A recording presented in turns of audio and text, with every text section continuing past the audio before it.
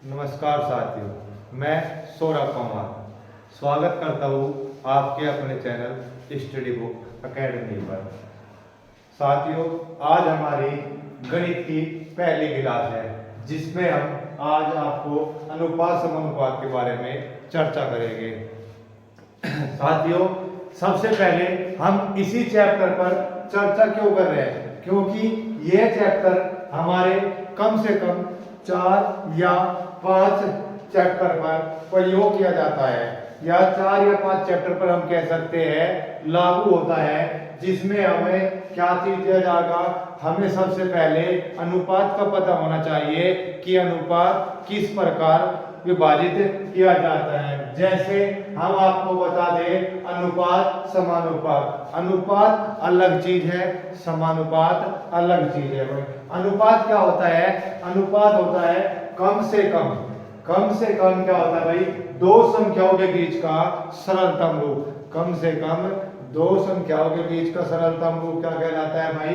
अनुपात कहलाता है। जिसमें अनुपात निकालने के लिए हमें दो प्रकार के चिन्हों का प्रयोग किया जाता है। जैसे अनुपात में हमें दो प्रकार के चिन्हों का प्रयोग देखने को मिलता है। नंबर 1 कह सकते हैं हम अनुपात, जिसे हम बोलते हैं रेशो। तो हम हर का जब भी हमें दो या दो से अधिक संख्याओं के बीच में अनुपात का चिन्ह मिले तो हमें हर का लैसे लेते हैं। तो हम क्या करेंगे भाई? हर का लैसे लेते हैं। दूसरा चिन्ह क्या है भाई हमारा? इक्वल, यानी बराबर का। तो हमें क्या करना है? जब भी हमें दो या दो से अधिक संख्याओं के बीच में इक्वल का यानी बराबर का चिन्ह मिले तो हम अंश का लैसे लेते हैं।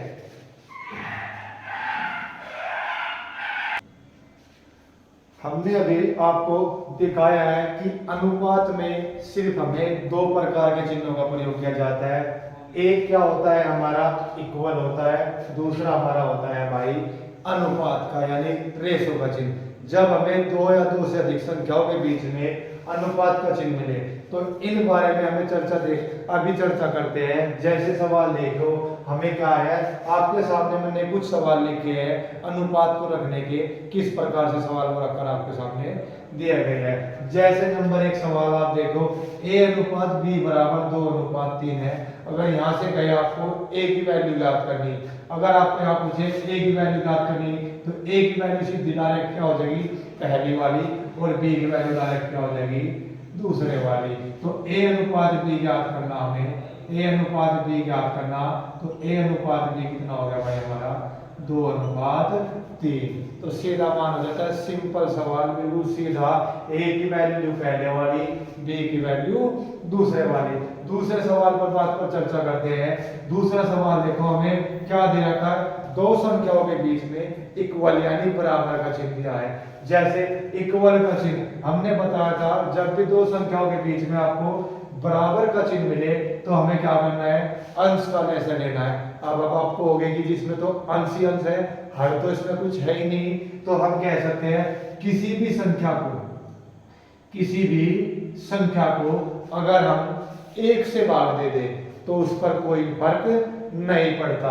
तो जैसे हमें कहा, अब बन गया हमारा बीच में बराबर का चिन्ह है और संख्या अंश और हर के रूप में भी हो गई। तो हम क्या करेंगे?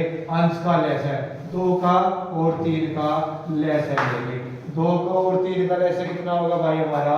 कहेगी जी 6। अंश का लैसा लिया तो हर में गुणा कर दो, हर का लैसा लेंगे तो अंश में गुणा करेंगे। तो हमने सबसे पहले देखा 2 तिया 6, 3 एकम 3, तो a की वैल्यू कितनी आ गई? 3। b की वैल्यू ज्ञात करनी, 3 दूनी 6 और 2 एकम 2, तो b की वैल्यू कितनी आ गई भाई हमारी? 3 अनुपात 2। यही क्या होगा भाई आंसर? हमारा आंसर। या दूसरे प्रकार से हम जब भी हमारा दो संख्याओं के बीच में अनुपात बराबर का चिन्ह आ जाए तो हम क्या कहते हैं? हमारे पड़ोसियों से जब हम कोई चीज लेंगे तो पड़ोसियों की चीज क्या करना पड़ेगी भाई? वापिस भी करने की पड़ेगी, वापिस भी करनी होगी। तो a की वैल्यू b के पास, b की वैल्यू a के पास। b की वैल्यू कितनी होगी भाई? a के पास 2, तो बी की वैल्यू कितनी रख दी 2। ए की वैल्यू बी के पास, ए की वैल्यू बी के पास कितना है जी 3, तो ए का मान कितना हो गया जी डायरेक्ट 3। चलो जी अब अगला सवाल देखते हैं, हम क्या कह रहा है, 2a बराबर 3b बराबर 4c, तो a अनुपात b अनुपात c ज्ञात करो। अब तो जी हमने बताया था दो संख्याओं में तो पड़ोसी का लेन देन हो जा रही, तो कोई a की वैल्यू b के पास, b की वैल्यू a के पास, हमने देखा यहाँ तो कितनी संख्या आ गई जी 3। तो सबसे पहला पॉइंट हमने जो आपको बताया था, सबसे पहला पॉइंट जो हमने बताया था, जब भी किन्हीं भी संख्या 2 या 2 से अधिक संख्याओं के बीच में इक्वल यानी बराबर का चिन्ह आए तो हमें क्या करना है जी अंश का लय से लेना है। अंश का लय से लेना जी, हमने सबसे पहले संख्या को क्या कर लिया भिन्न में चेंज कर लिया। अब हम अंश का लय से ले सकते हैं, जैसे हमें 2 का 3 का 4 का 2 3 4 का एलसीएम कितना होगा जी हमारा 12। तो हमें क्या करना जी 12 की गुना इसमें भी कर दो, 12 की गुना इसमें भी कर दो और 12 की गुना इसमें भी कर दो। तो करियो जी a की वैल्यू ज्ञात करनी, 2 6 12, 6 एकन 6, तो a की वैल्यू कितनी आ गई जी 6, 3 चौक 12, 3 1 4 एकन 4, तो b की वैल्यू कितनी आ गई जी 4। c की वैल्यू ज्ञात करनी थी, 4 तिया 12, 3 एकन 3, तो कितनी आ गई जी c की वैल्यू 3। तो आपसे ज्ञात करवाया a अनुपात b अनुपात c ज्ञात करना, तो हमारा कितना मान आ गया जी 6 अनुपात 4 अनुपात 3। अब देखते हैं जी अगला सवाल। अगला सवाल क्या कह रहा है जी हमें 2a बटे 3 बराबर है 4b बटे 5 के 4b बटे 5 के। हमें ज्ञात क्या करना है जी a अनुपात b ज्ञात करना।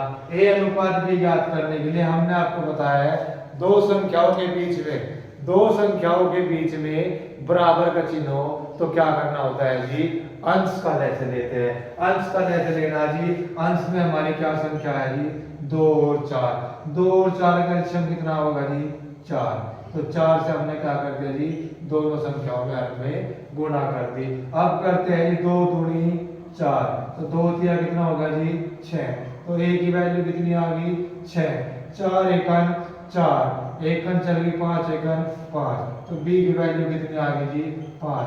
तो a अनुपात b ज्ञात करना हुआ तो a अनुपात b कितना आ गया जी 6 अनुपात 5। अब अगले सवाल देखते हैं। अगला सवाल क्या है जी हमारा, क्या कह रहा है दो संख्याओं के बीच में अनुपात का चिन्ह है, और जब दो संख्याओं के बीच में अनुपात का चिन्ह है तो क्या करना होता है जी हर का लय से लेते हैं। तो हमें हर का लय से लेना है, तो 2 और 3 हर में है जी, 2 और 3 की वैल्यू लय से कितना हो जाएगा जी हमारा 6। अगर हमने 2 और 3 का लय से लिया तो हर का लय से लिया तो गुना कहीं में करनी है जी हमें अंश में, तो हमने गुना कहीं में कर दी अंश में। तो 2 से 6 काटा कितना आ गई 2 दिया 6, तो 3 एकन 3, a की वैल्यू कितनी होगी 3, b की वैल्यू ज्ञात करनी 3 दूनी 6, 2 एकन 2, b की वैल्यू ज्ञात करनी तो कितनी आ गई जी 3 अनुपात 2। यही क्या हो गया जी हमारा आंसर। अगला उम्मीद करता हूँ आपके अब तक के हमारे सारे सवाल समझ में आए होंगे। अब हम अपना अगला सवाल देखते हैं। अगला सवाल क्या है जी a बटा 3 बराबर है b बटे 4 के। तो हमें क्या करना होगा, तो a अनुपात b ज्ञात करो, a b का मान ज्ञात करना है जी। जैसे हमें सिंपल चीज हमने आपको बताया था, दो संख्याओं के बीच में बराबर का चिन्ह है तो हमें क्या करना है जी अंश का लय से लेना है। अब देखो जी अंश में तो हमारी कोई संख्या ही नहीं, अंश में कुछ नहीं है। अगर अचर राशि के साथ में हमारा कुछ नहीं है तो वैल्यू कितनी होती है जिसके पास में 1। किसी भी संख्या में हमने बताया था 1 से गुणा भाग करने पर कोई फर्क नहीं पड़ता। तो हम कह सकते हैं 1 का और 1 का लय से लोगे तो कितना होगा जी 1, तो 1 की गुणा हर में a के नीचे कर दी, 1 की गुणा हमने b के साथ भी कर दी।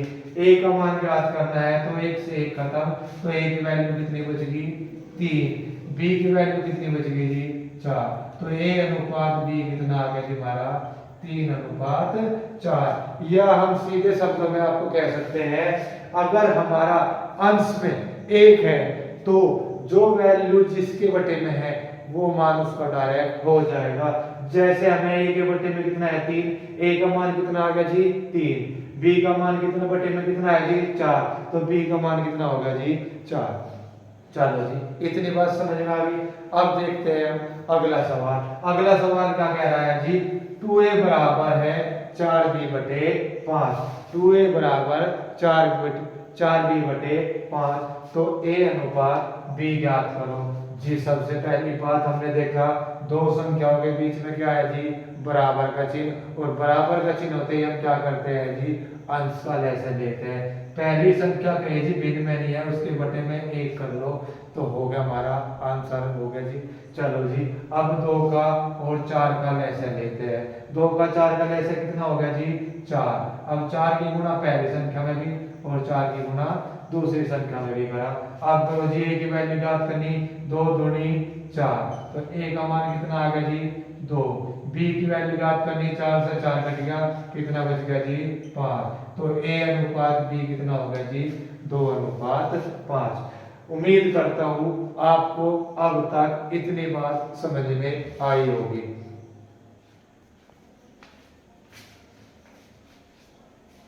अब तक हमने अनुपात पर चर्चा की, उम्मीद करते हैं आपको ये बात समझ में आई होगी। अब हम बात करते हैं समानुपात की। समानुपात क्या है भाई? सबसे पहले 2 बार अनुपात के चिन्ह, जहां भी 2 बार अनुपात के चिन्ह दिख जाए तो समझो हमसे क्या पूछा है जी समानुपात पूछा गया है। या तो 2 बार हमें क्या मिलेंगे अनुपात के चिन्ह, या कभी कभी हमें क्या होगा जी इक्वल यानी बराबर का चिन्ह भी दिया जा सकता है। जैसे अनुपात समानुपात क्या है जी? समानुपात हम कम से कम 3 संख्याओं के बीच और अधिक से अधिक 4 संख्याओं के बीच बनाया जा सकता है। जैसे हमें 3 संख्याओं के बीच का समानुपात क्या होगा जी? a अनुपात b समानुपात b अनुपात c। इसका क्या अर्थ होता है? जैसे जी a का संबंध b से है उसी प्रकार b का संबंध c से होना चाहिए। 4 संख्याओं के बीच समानुपात क्या हो जी? a b c d 4 संख्या होगी। जैसे a अनुपात b समानुपात c अनुपात d। जो संबंध a का b के साथ है वही संबंध c का d के साथ होना चाहिए। यही चीज क्या है जी? समानुपात। आपको पढ़ने से भी पता लग रहा है जी सम माने समान, यानी अनुपात का क्या होना चाहिए जी? समान बेस होना चाहिए। और समान करने के लिए सबसे पहले समानुपात में हमें क्या चीज ज्ञात करवानी होती है जी? अगर हमें 3 संख्याओं के बीच समानुपात ज्ञात करना है तो हमें क्या करना होगा जी? a की वैल्यू सबसे पहले अगर हमें 3 संख्या दी है जी बीच वाले की बीच वाले से गुना, बाहर वाले की बाहर वाले से गुना, बीच वाले की बीच वाले से, बाहर वाले की बाहर वाले से, तो हम बोल सकते हैं जी AC बराबर क्या हो जाएगा? b square. तो यह कह दो b स्क्वायर बराबर AC। ये मान हमारा निकल कर आ जाएगा। इससे हमें क्या चीज ज्ञात करवा सकते हैं जी? a की वैल्यू। अगर हमें a का मान ज्ञात करना है यानी a को क्या बोलेगा जी? हमें प्रथमा अनुपाती a की वैल्यू ज्ञात करनी है तो हमें b और c की वैल्यू दी जाएगी। तो a कह दो या हमें क्या बोलेगा? प्रथमानुपाती। प्रथमानुपाती ज्ञात करना तो हम क्या के सूत्र लगा सकते हैं जी? इसका फॉर्मूला क्या हो जाएगा जी? हमें a की वैल्यू ज्ञात करनी तो क्या हो जाएगा? b स्क्वायर बटे c। जब भी हमें कहीं बोल रहे हैं जी प्रथमानुपाती ज्ञात करो तो a की वैल्यू ज्ञात करनी तो b और c की वैल्यू दी होगी। तो बीच वाले की बीच वाले से, बाहर वाले की बाहर वाले से। जब इस फॉर्मूले में हम a की वैल्यू ज्ञात करेगी, a c के साथ a कहीं में है जी गुणा में है, बराबर मात्रा कहीं में आ जाएगा जी भाग में, बराबर मात्रा कहीं में हो जाएगा जी हमारा भाग में। तो ये क्या हो जाएगा जी? प्रथमानुपाती। अब हमसे क्या ज्ञात करवाया जी? b की वैल्यू ज्ञात करवा रहा हूं।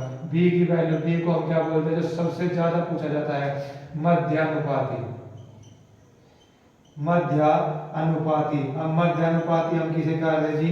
b को हम क्या बोलते हैं जी? मध्य अनुपाती। अब बी की वैल्यू ज्ञात करनी है हमें जी, बी की वैल्यू यहाँ पर रख दो, ए सी का मान ज्ञात करना। तो ए सी की क्या दे जाएगा हमें, ए सी की वैल्यू क्या दी जाएगी, बी की वैल्यू ज्ञात करनी, ए सी की वैल्यू ज्ञात करनी है। तो बी की वैल्यू ज्ञात करने के लिए हम क्या करेंगे जी, ए सी का संख्या का स्क्वायर करना।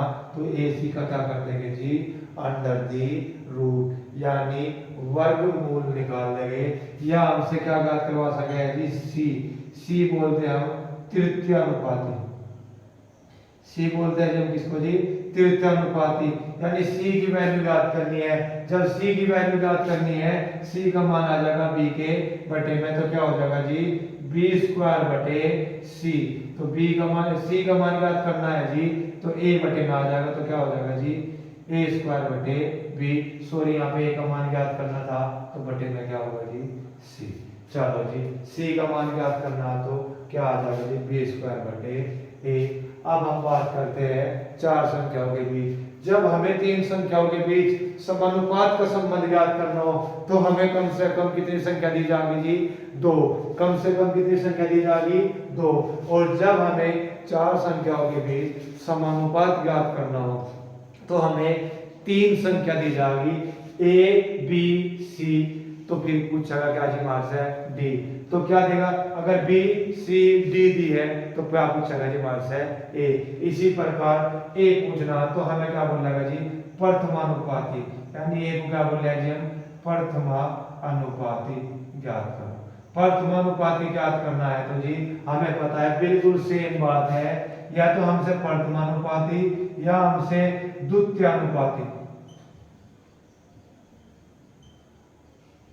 या तीसरी बात हमसे क्या पूछेगा, सी तृतीयानुपाती, तीसरे नंबर पर ही तृतीया। चौथी चीज क्या पूछ सकता है जी हमसे, डी, यानी कि चतुर्थानुपाती। और बिल्कुल सेम बात हमने आपसे बताई थी कि हमें जब भी चार संख्याओं के बीच में समानुपात हो, चाहे तीन संख्याओं के बीच में समानुपात हो, तो बीच वाले की बीच वाले से गुना, बाद वाले की बाद वाले से गुना। तो हम बोल सकते हैं जी एडी बराबर कितना हो जाएगा जी, एडी बराबर बीसी, एडी बराबर बीसी। अब जिसकी वैल्यू दी हो सिर्फ डायरेक्ट फॉर्मूले में रखो, आपका निकल कर आ जाएगा। जैसे हमें ए की वैल्यू ज्ञात करनी, ए की वैल्यू ज्ञात करनी तो डी बी सी की वैल्यू ज्ञात करेंगे। ए के साथ डी कहीं में है, जी गुना में है, बराबर मात्रा कहीं हो जाएगा भाग में। तो क्या हो जाएगा जी, ए पर समानुपाती ज्ञात करना है तो बी सी बटे क्या हो जाएगा जी, डी। तो ए का पर समानुपाती ज्ञात करना तो क्या हो जाएगा, बी सी बटे डी। द्वितीयानुपाती ज्ञात करना तो हमें क्या करना जी, b की वैल्यू ज्ञात करनी। अब b की वैल्यू ज्ञात करनी तो b c के साथ कहीं में है जी गुणा में, c गुणा में है तो बराबर मात्रा कहीं में हो जाएगा जी भाग में। तो a d के दोनों की गुणा के बटे में क्या रख दोगे आप, b की वैल्यू ज्ञात करनी तो क्या रख दोगे, c। इसी प्रकार तृतीयानुपाती ज्ञात करना, यानी तृतीयानुपाती c की वैल्यू ज्ञात करनी, c की वैल्यू ज्ञात करनी तो हमें पता होगा b की वैल्यू दी होगी, और b की वैल्यू कहाँ जाएगी जी, बराबर में आती इक्वल में जी बटे में। तो एडी बटे कितना हो जाएगा जी हमारा b। इसका फॉर्मूला क्या होगा जी, एडी बटे b।